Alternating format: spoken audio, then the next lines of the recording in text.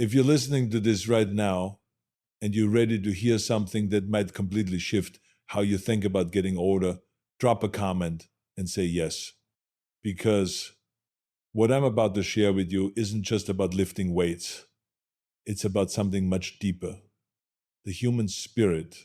Let me take you back to a specific moment. When people see me, when they see the Terminator or Conan or Governor, they see this armor, this idea of a man made of steel, a machine that just keeps going. And for a long time, I believed that story too. I chased strength my whole life. The bigger the lift, the bigger the muscle, the bigger the title, that was the measure of a man. But let me tell you something real. You wake up one day and you feel it. It's not just an ache in your back. It's a shift in your mind. It's looking in the mirror and seeing the years etched around your eyes. It's realizing the weights you used to warm up with are now your maximum lift. Then comes the real moment of vulnerability. It's the doctor telling you, Arnold, we need to operate. Your engine needs work. Twice now, I've gone under the knife for open heart surgery. And suddenly, you feel helpless. You start to listen to that dark, quiet voice that whispers the most dangerous words. You're done. Slow down. You're too old for that kind of fight. You had a great run. Just sit down. We all hear that voice. Every single one of you. And we think this is just how it is. It's the law of nature. Decline is inevitable. We start mourning the person we used to be. We become victims of the calendar. But I am here today to look you in the eye and tell you, do not let the machine win. Do not let the calendar define your spirit. I didn't travel halfway around the world from a tiny Austrian village. I didn't fight my way to the top of 3 different careers just to surrender to a birthday cake. The greatest comeback is the one you make right now, today. When I was in the hospital recovering from my last heart surgery, I was weak, truly weak. Walking 10 feet felt like a marathon. The great Arnold Schwarzenegger needed a nurse to help him go to the bathroom. I could look out the window and see the Capitol building where I used 11 to work, and I could have sunk into pity. But my mind was already trained. I refused. I remembered what my father used to say, be useful. I realized my strength could no longer be measured by the weight on the barbell. It had to be measured by my will to recover. It had to be measured by my willingness to be patient.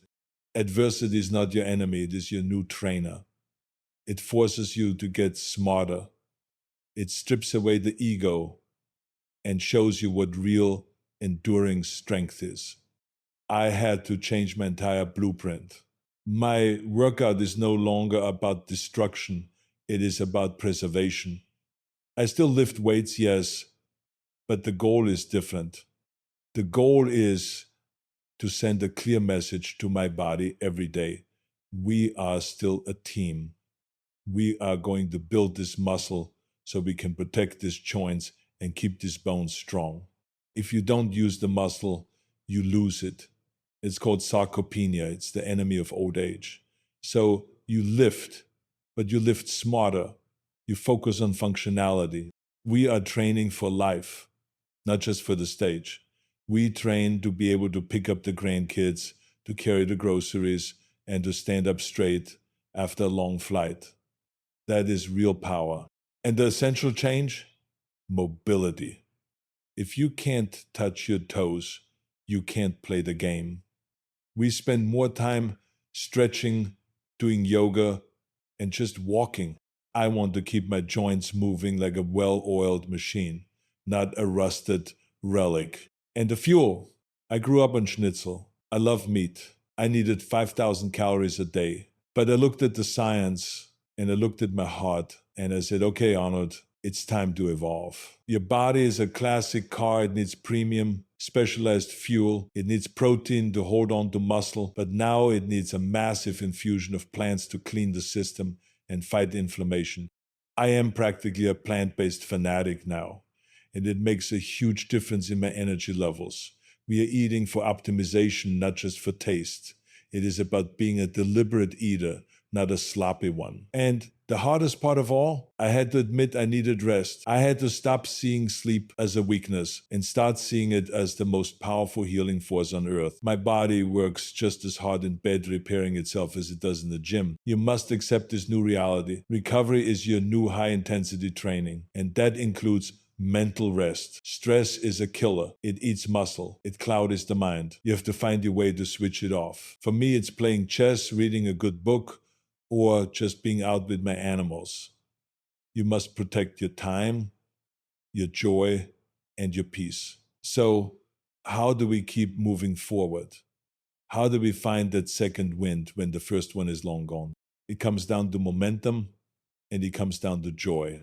Do not think about the next 20 years of perfect health.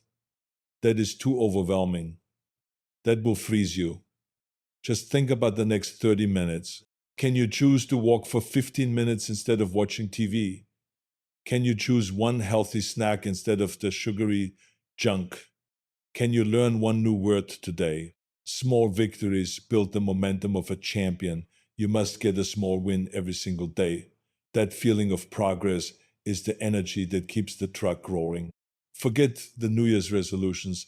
I want you to have a right now resolution. Go and do one thing today that makes you feel strong. The minute you feel that burn, that progress, that little bit of victory, that is the momentum that carries you through the week. The greatest gift of getting older is perspective. We have seen the storms. We have faced failure. We know what matters and what doesn't. We know that the drama from 5 years ago means absolutely nothing today. Use that wisdom as your strength. Stop wasting your precious energy on things that are small. Focus on the big work, your purpose. I don't care how many medals you won or how much money you made. The only thing that truly gives your later years meaning is, what are you building now? What challenge are you attacking? What knowledge are you sharing? I still have a vision for my future. I see my next environmental project. I see my next film. Maybe I'm a grandpa who still kicks ass.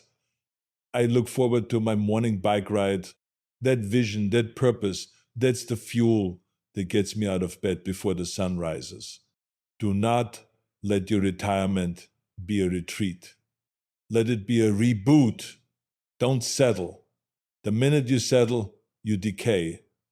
You must always have a fight to win, a hill to climb. And finally, you have to realize that true power is found when you use your experience to help others. Be a mentor. You keep your own fire lit by igniting someone else's. When you teach someone else to be strong, you have to be strong yourself. When you encourage someone else to move, you remind yourself to move. Your legacy now is not what you lift, but who you lift up. The time for purely selfish goals is over. The time for sharing the strength, the wisdom, the mistakes, and the resilience you have built is now. Look, you don't get the body you want by wishing for it. You get it by working for it. And you don't get the strong later life you want by fearing the future. You get it by fighting for it. One rep at a time. You're not a machine wearing down. You're a masterpiece being refined. Your muscles may be a little smaller and your hair a little thinner, but your spirit is denser. Your resilience is deeper. You have the scars to prove you are a survivor. My final command to you is simple, but it is the key to everything. Stop seeing age as a limit and start seeing it as your ultimate advantage. Use your wisdom. Move every day, without exception. Even a walk is a victory. And most important, never ever let anyone, especially the little voice in your own head, tell you that your strongest, most useful days are behind you. The pump, that feeling of purpose, of hard work, of life flowing through you, that is the greatest feeling you can have. And I promise you, you can still get the pump. Thank you. Now, get out there and let's go get some reps in.